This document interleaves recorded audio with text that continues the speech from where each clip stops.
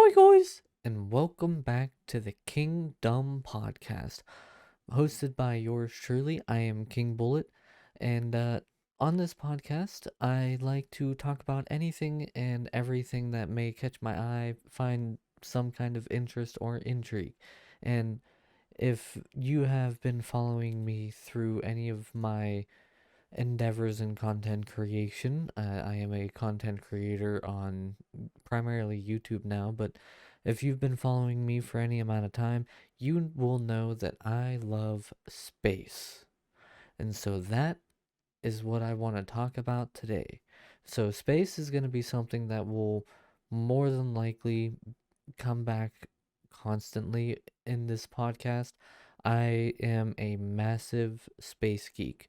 I I have my name on the first ever the Perseverance Mars rover. My name is on there for like the flight to Mars or whatever it was. I have a boarding pass with it and everything. I'm huge geek. Like as soon as they brought it out, I was signed up. I read all their newsletters, look at all the pictures, all of it.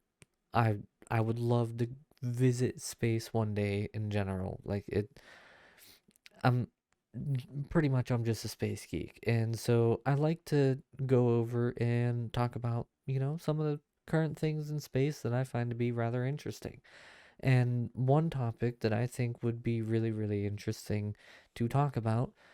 First, there was a recent image released of a black hole like going crazy and just like spiraling through space pretty much, and it has so much gravity that like it's pulling some stars behind it, and it looks like it's out of a comic, but it's just happening, and it's kind of comical.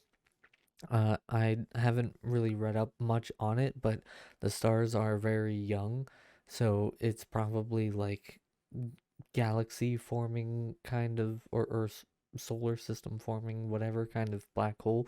But it's just comical to look at because like the picture that they have of it is rather funny. If I think about it, I'll post a picture somewhere either in my Discord or wherever it is. But um, yeah, so that's just one thing that I found to be really cool, really interesting. It's very current, but that's not really in relation to what I wanted to talk about today.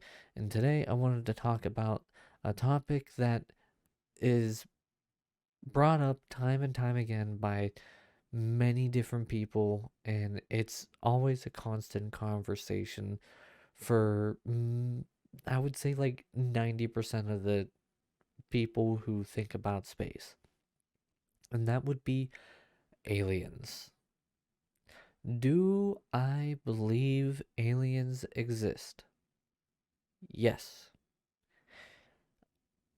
No, I do not believe that aliens have come to Earth and live among us, and they're like camouflaged and it's like a Men in Black style world. I don't think that. But do I think there's intelligent life outside of Earth somewhere in the universe? Absolutely. So, for the reason that I believe that there are some form of intelligent life known as aliens in the universe is because of math. That might sound weird, but math kind of explains it. So, we on Earth were like, I want to make sure I get this number right. Give me 1 second.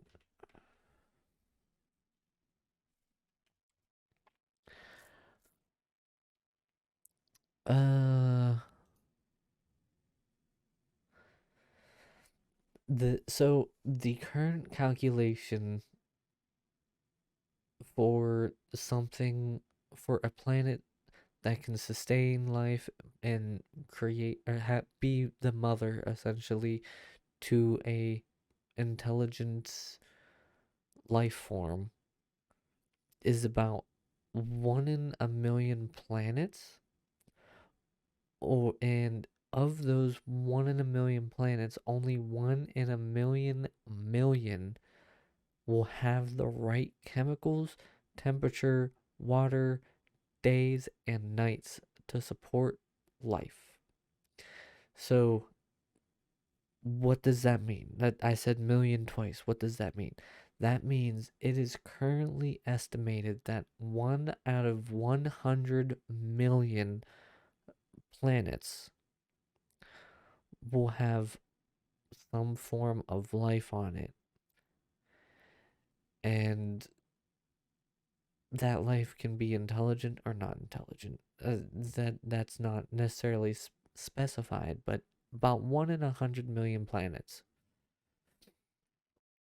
That's a lot of planets. And now you might be asking yourself, well, if it's that crazy of a odds, how does that math make it so that it's obvious that there's aliens out there in the universe? I answer that question with a question. How many numbers are there in basic math? What's the highest that you can count to? Infinite. If you guessed infinite, congratulations. You are correct. Give yourself a pat on the back. So, how numbers and everything works, this is something really, really cool. So, for basic math, I know people are like, ugh, math. No, this is kind of the fun part of math. So, obviously, there's an infinite amount of numbers, right? Well, in those infinite amount of numbers, obviously, we got like 1, 2, 3, 4, 5, so on and so forth.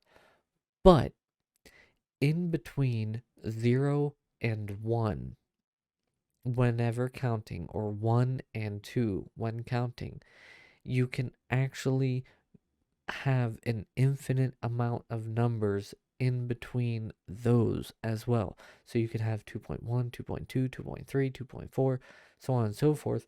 But in those 2 point whatevers, you could have a 2.00000000000000001, and it goes on and on and on, and it is an infinite amount of numbers in between every number in our already infinite amount of numbers. Now that might be like, okay, well, King, what are you getting at?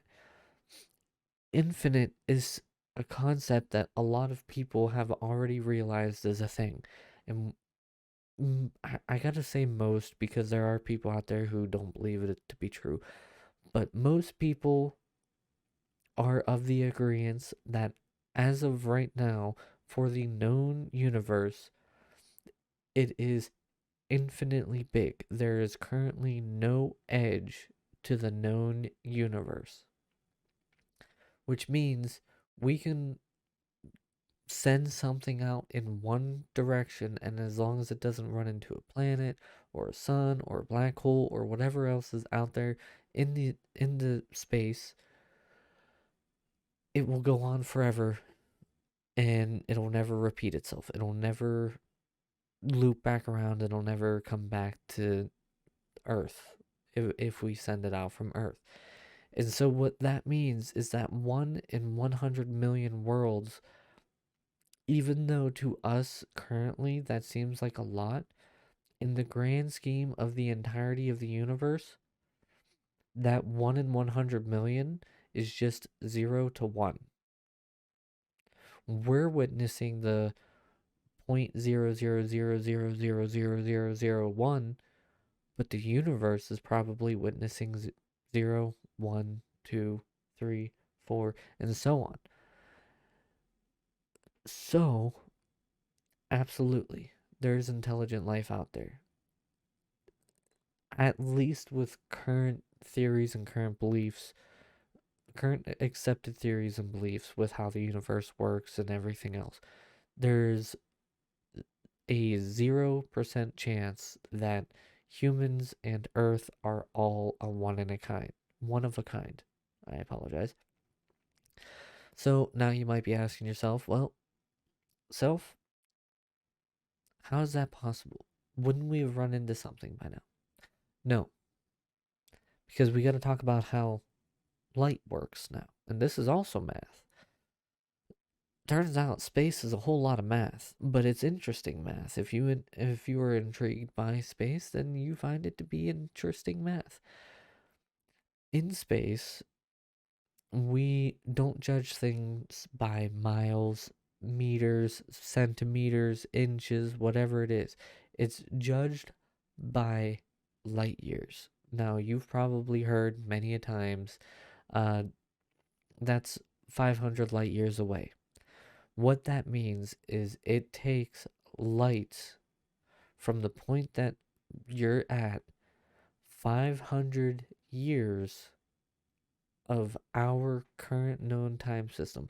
The Earth would have rotated around the sun 500 times, or we would have seen all four seasons 500 times to make it a little bit easier for people before light first reaches a place 500 light years away from where we are currently. Now, you might be asking yourself, well, why is this important? Well, the light, if we send out a light right now and we send it 1 light year away, it is essentially a camera, a video of what we are doing right now. But the people who are 1 light year away from us would be 1 year ahead of us or behind us, essentially. So what we're sending now, they won't see for another year. So they will be a year behind watching what we did a year ago. Now that's where it starts to get a little confusing, but assume for a better breakdown, imagine it's a time capsule. If you've ever done a time capsule, they're really fun. If you have some friends, if you have some kids, it's fun, especially if you own a plot of land. Put something in it. Picture, your favorite toy, whatever it is, and bury it. That buried time capsule does not change. It will not change. It will forever be how that is. It might get more dirty or it might get crushed under the dirt or whatever, but at the core it is still the same thing. So when you or someone else goes and opens it up, they know what to expect. It's going to be your favorite toy or your picture. Doesn't change. That's essentially what light does. Light sends out a time capsule, and in that time capsule is a video. Just like whenever someone digs up your time capsule a year later whenever they find the time capsule from the light, it's a video instead of that picture or your favorite toy. It's pretty much a video of what's happening to us right now. So again, coming back around to it, why is that important? Well, a lot of the planets that we have found that are habitable, quote unquote, that could potentially support human life are pretty close. One of the best that they have relatively recently found is 22 light years away. So if we traveled at the speed of light, which no human has ever traveled at the speed of light before, we would get there in 22 years. Which means when we observe that planet, we are seeing 22 years in the past. And whenever that planet observes Earth, they're seeing 22 years in the past. And so that might be like, okay, well, I get it. What's the point? Get to the point. There's galaxies that are millions of light years away, or hundreds of thousands of light years away, and in the Milky Way itself. Let me get the exact figure for you. The Milky Way galaxy, which is where the Earth is, we're in the Milky Way galaxy in space, if you did not know, is roughly about 100,000 light years across. And some other galaxies, like the closest galaxy to our galaxy, is 220,000 light years across, and that is the Andromeda galaxy. And there is space in between the two galaxies, which probably expands another couple 100,000 light years. So by the time we observe anything in the Andromeda galaxy, we'll say, we are likely looking at roughly 4 to 500,000 years in the past. We're seeing these planets just forming. We're seeing the galaxy just starting to really take shape, essentially. And vice versa, if there's anything in the Andromeda galaxy, it's seeing us just, like, it's seeing the planet just form, right? Uh, if you really think about it, to give you a generalized idea of how old Earth is, Earth, from the belief of the inception of the world, of the planet, is about 4.5 billion years old, roughly 4,543,000,000 years old, give or take about 50 million years. The life on Earth only started as microscopic organisms about 3.7 billion years ago. So there's roughly 8 to 900 billion years where the planet looked very barren. But even then, even after that, you could be saying to yourself, okay, but billions of years, 3.7 billion years ago, is a lot different than 5 to 600 million that you just said. Yes, you're right. But when did we start really pushing for any kind of space exploration as a planet? It was in some people, some listeners' lifetimes. We had the moon landing, and in, oh my God, is it 69? I want to say, yeah, 69, July 20th, 1969. And I know a lot of people are like, oh, that was fake. It wasn't faked. All right, let's just be honest here. I'm talking to the non-conspiracy people here. It wasn't fake. We all know this. But yeah, so that wasn't even 100 years ago. We're not very far into the future with that. And the oldest civilization, let's see, oldest known civilization on Earth. I believe the Mesopotamia civilization was what is believed to be the oldest civilization, and that was over 10,000 years ago, I would say, give or take.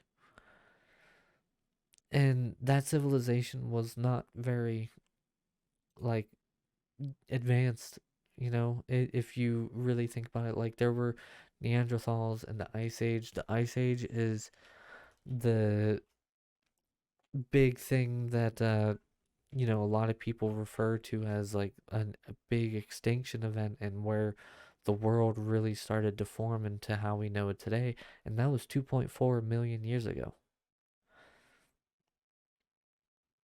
So those couple 100 million light years away still haven't even gotten to the Ice Age, probably. So they probably see what we see when we look at a planet. We see, oh, well, there's some potential landmass, there's a potential atmosphere on it, and there might be liquid H2O, but we can't tell for certain because we can't get a close up picture of it. But we're also seeing it a couple 100 million years in the past. So it might have an intelligent species that is looking back at us like, ooh, this could be a potential world, but we would never know because if we go based off of human evolution and human uh, advancements, I should say, we're still very young into the space age, which means other civilizations are also probably young into the space ages. And then you might have some that are pretty far into it and traveling large expanses of space, but they don't know where life is going to crop up. They're probably doing the same thing that we're trying to do and trying to find a place where their culture, their future can be more adamant because they're expanding. You know, we're constantly looking for new habitable worlds. We're at almost 7.9 billion people on Earth. And I don't know how to tell you this, but the old Mother Earth was never designed to have 7.9 billion people thinking that they were the smartest person in the on the world. All right, I can tell you that much. And definitely did not have time or the energy to deal with 7.9 billion people driving cars, making pollution, cutting trees down, essentially getting rid of all of the things that make Earth habitable in the first place. Didn't have didn't have that didn't have time for that. But we've done it anyway. There's no stopping it. There's always going to be people like, "Ah, who cares? Mother Earth, Mother Smurf, meh, meh, meh, meh."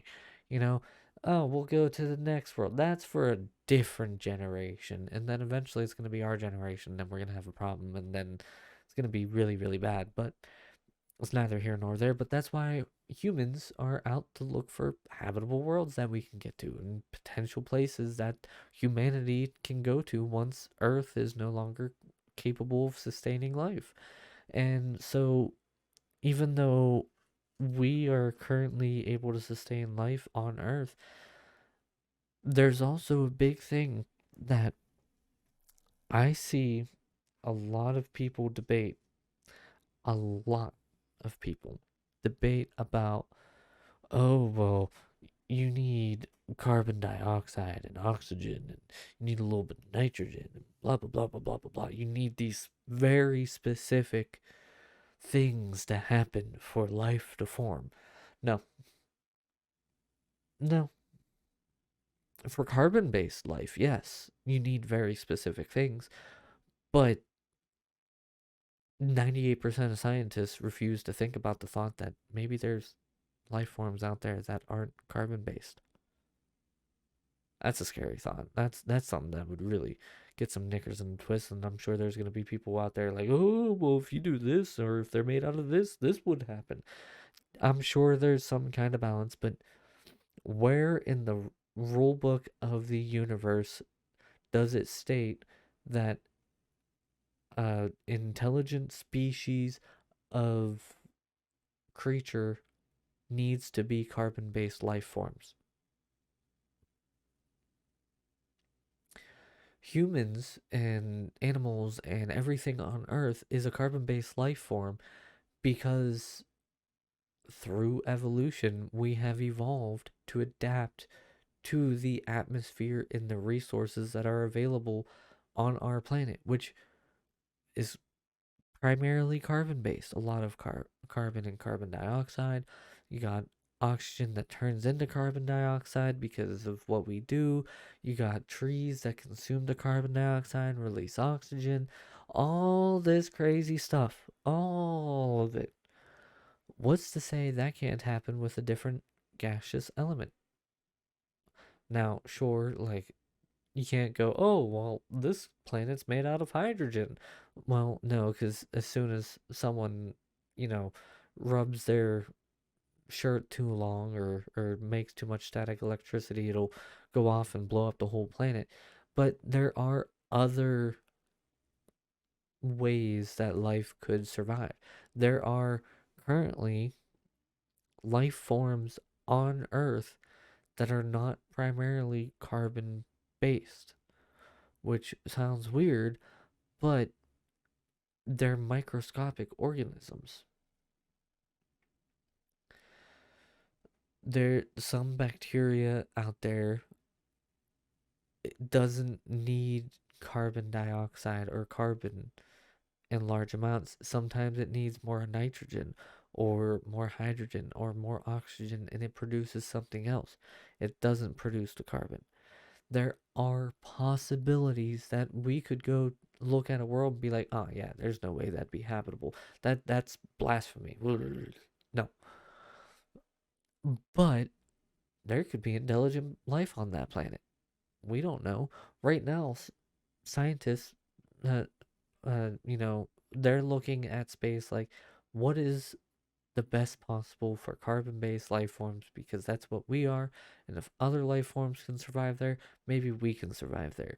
Because this is going to be a real hot take. Humanity is a disease. And I'm not saying this like some kind of supervillain or anything like that. I'm saying it that of think of how diseases work, right? So you know what, COVID is a pretty good thing, even though that's a virus, still kind of along the same lines, and that's more topical, more current. So viruses, diseases, whatever it is, usually start out small, very little, but its sole purpose in life is to expand and create more of itself, create more like it, make a sustainable home that it can survive in for its lifespan, whether it's 14 days or whether it's 100 years. What is humanity at its core doing? We're growing, we're expanding, we're creating the future generation of life. All things that viruses, diseases, everything else does. Yeah, it's really crappy to say humanity is a disease, but we spread the same way. Look at quote unquote origins of life. We started out in little pockets around the world, just small little pockets of Neanderthals or humans or whatever.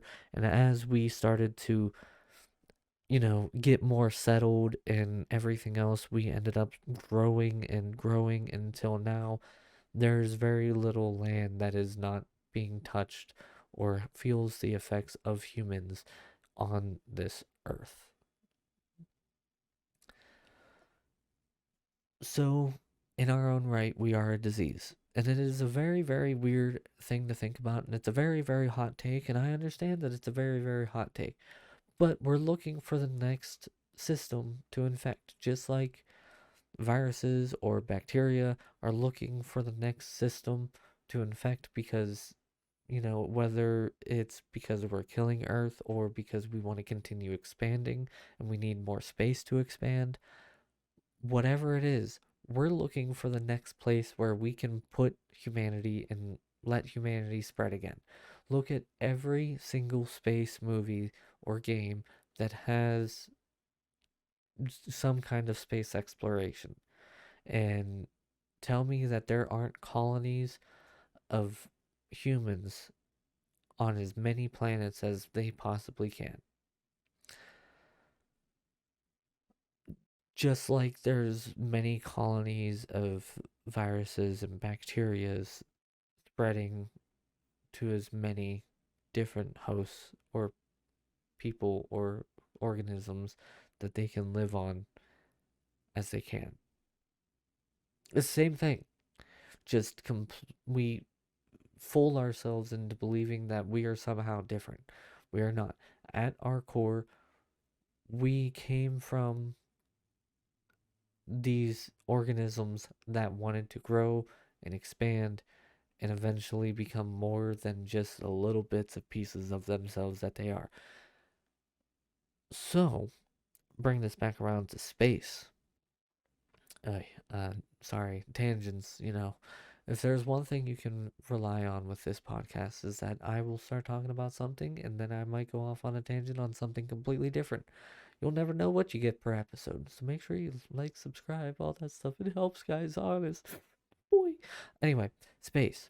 So, humans, our base code, our base thoughts, our base genetic requirement is we need to find a place that we can go.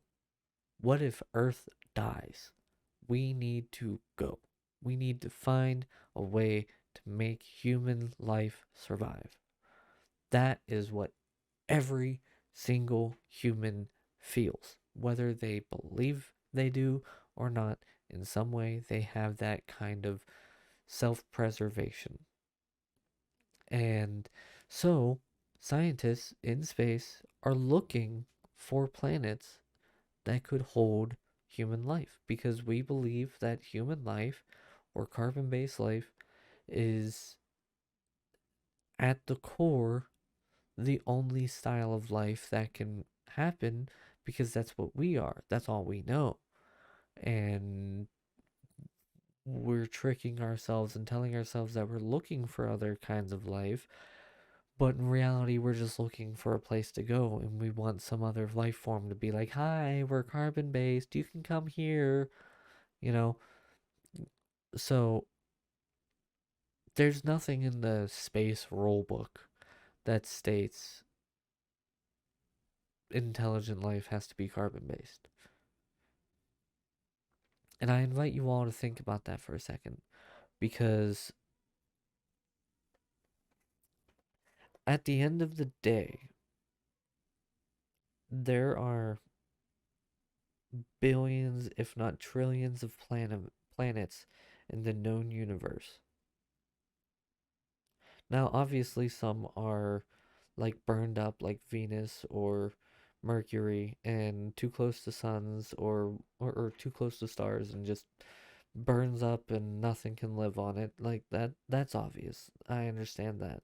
Some are too far, like Neptune or uh Saturn even. I'm not saying the funny one.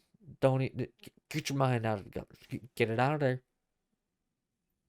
Get mind out gutter. I'm watching you. But they're too far away, right? Neptune and the funny name Uranus. Anyway, so they're too far away. They are too cold. They don't have the ability to sustain life for one reason or another because it does not receive the warmth of a star, as they say. And so it's all just frozen chunks of planet, I guess you could say. And then you have some that are inhabitable and they might have like an iodine based atmosphere or uh, primarily a nitrogen based atmosphere.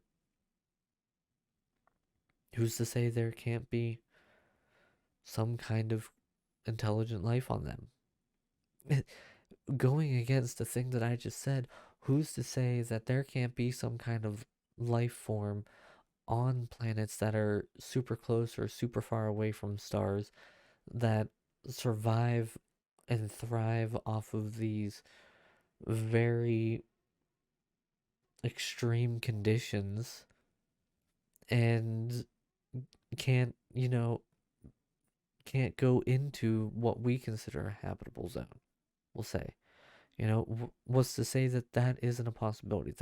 There's been one of my favorite things about some of the sci-fi movies. There's people yelling outside my apartment. But one of the things I love about sci-fi movies is seeing where people go and seeing what kind of insanity that can happen.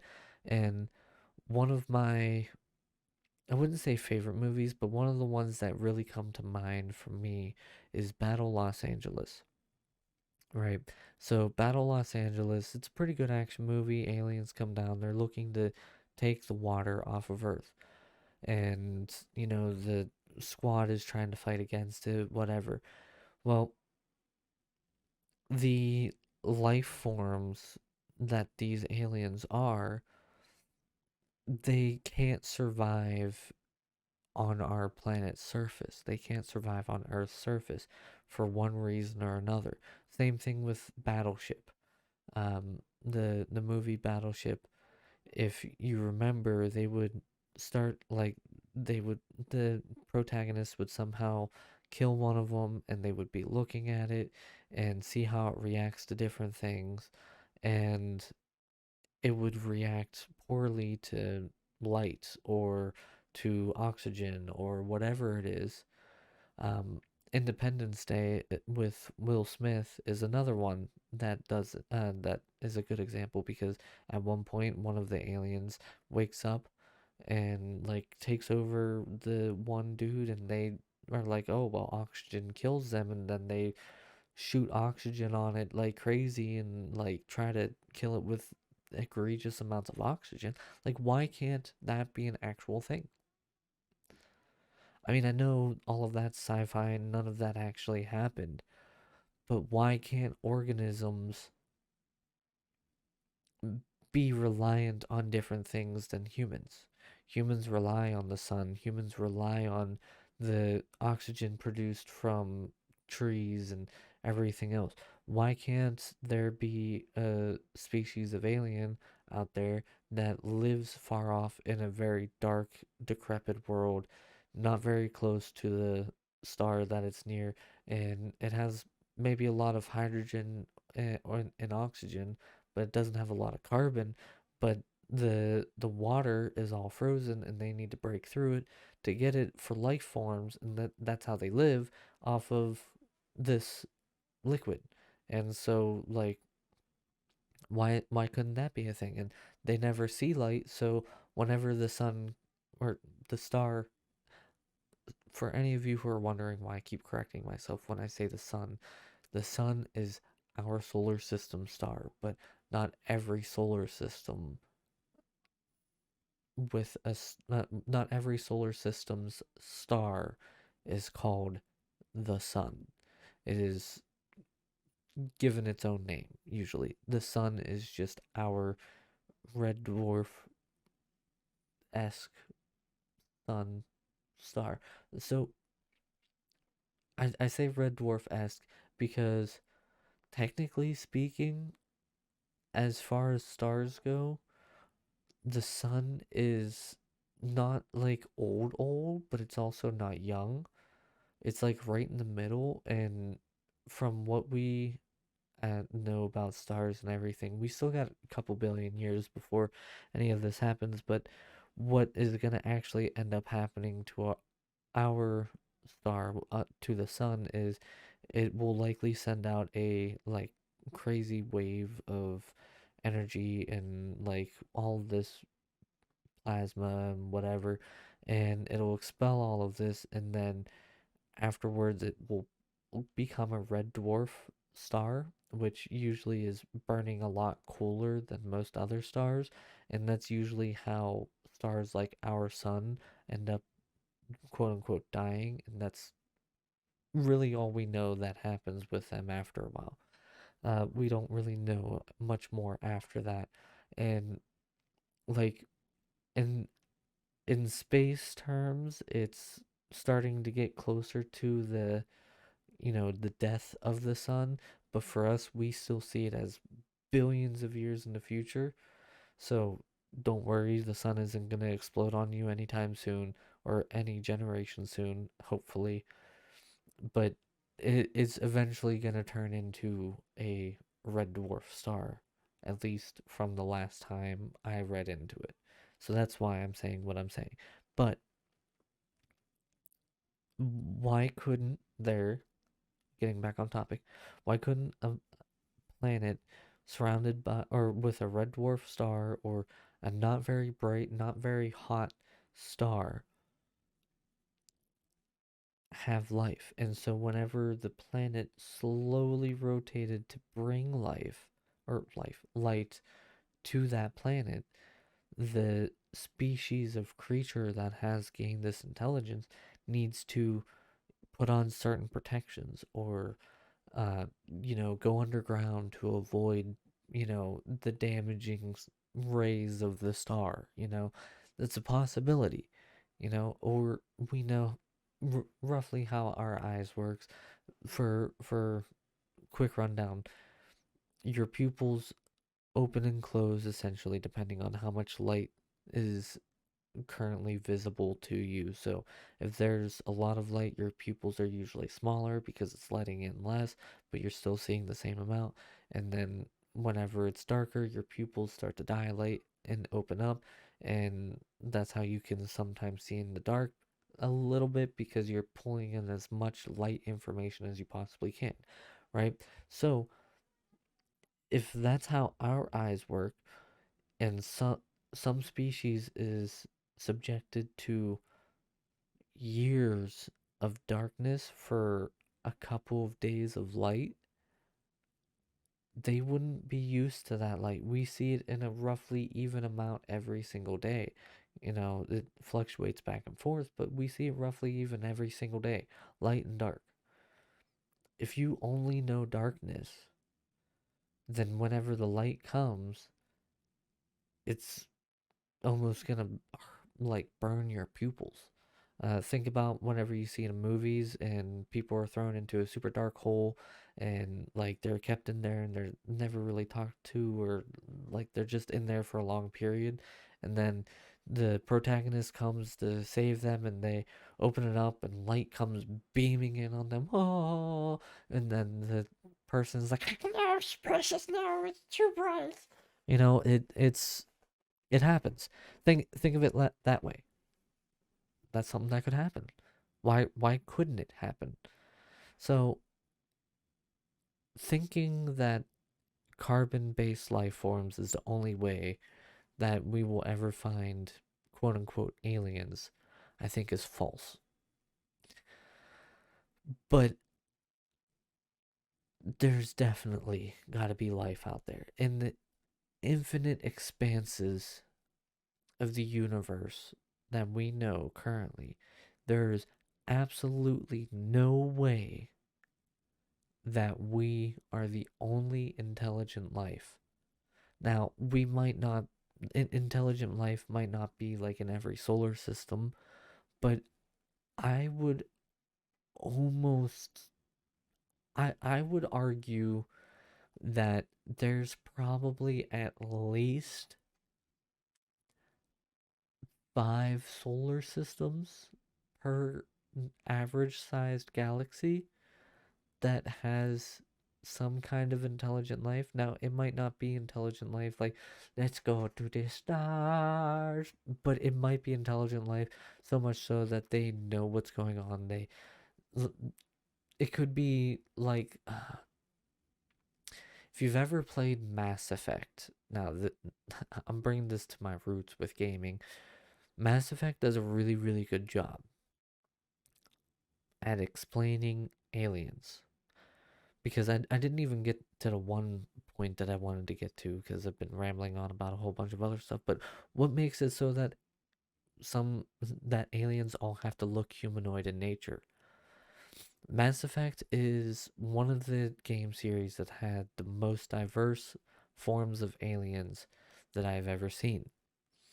And in that, we, as the main character, you go to these different planets. Some of them, the atmosphere is safe for a human. Some of them, the atmosphere is not safe. But one way or another, a lot of the planets that you visit either have some form of life on it or it doesn't have it. And humans were among the last species to space travel, but there's still other species in the in the I'm trying to think of a better word. In the created universe of Mass Effect, there are still species of like some form of intelligent life that still doesn't really travel space. Or if they travel space, it's only because a more intelligent species came to them and was like, "Oh, you're so cute. You want to come along with me?" And they don't have much knowledge of other life forms. Humanity in the game didn't have much knowledge of other life forms. So, yeah, I know I'm saying like, "Oh, Mass Effect is closest to being realistic." But I would argue that the out of the box challenging science thinking of how extraterrestrial life would be is the most accurate representation because they have short little stubby things. They have things that are like these big mammoth looking dudes. There's humanoid kind of creatures, there's non-humanoid kind of creatures, bipedal, tripedal, quadpedal, whatever you want to call it. That means walk on 2, 3, 4 legs, whatever. There's all different kinds. They all look very different. Some of them look humanoid in nature, some of them don't. A lot of the ones that you interact with throughout the game look humanoid because there is like the possibility of having a love interest, and so it's got to be somewhat similar, whatever. I'm waiting for the day that we start interacting with some kind of life outside of Earth, and the first attempt at like cross species uh breeding happens, and that's gonna be a fun time. That'll be interesting. But I think they, for what I believe, are the closest to what could be out there. So who knows what's out there? Who knows what kind of mysteries the literal infinite expanse of the universe holds? Remember, going back to our math at the very beginning, we see 1, 2, 3, 4, 5, 6, but our 1, 2, 3, 4, 5, 6 to the universe could be 0.001, 0.002, 0.003, and so on. So there's an infinite number of possibilities. Our one for an intelligent life form having planet could not be the only planet out there with some kind of intelligent life. And it doesn't have to be carbon based. But, anyways, thank you for listening in on my ramblings. I'm pretty sure I got sidetracked a numerous amount of times with that. So, if you enjoyed the episode, please make sure you like, follow, whatever it is on whatever platform it is that you're listening to. Make sure you're subscribed in whatever way so you know when the next episode of the KingDumb podcast comes out. I'm going to try to make sure that we have a video or episode. I'm so used to videos, I apologize. I'm going to try to make sure that there's an episode at least every week. So make sure you're subscribed or whatever it is on whatever platform so you know when the next episode comes out. If you have any suggestions on future topics for future episodes, please let me know. You can find me pretty much everywhere as King Bullet, no spaces. Look for the crown and bullet. And if you find a dude with a long hair and facial hair, you found me. And I will see all of you guys next time. Bye, guys.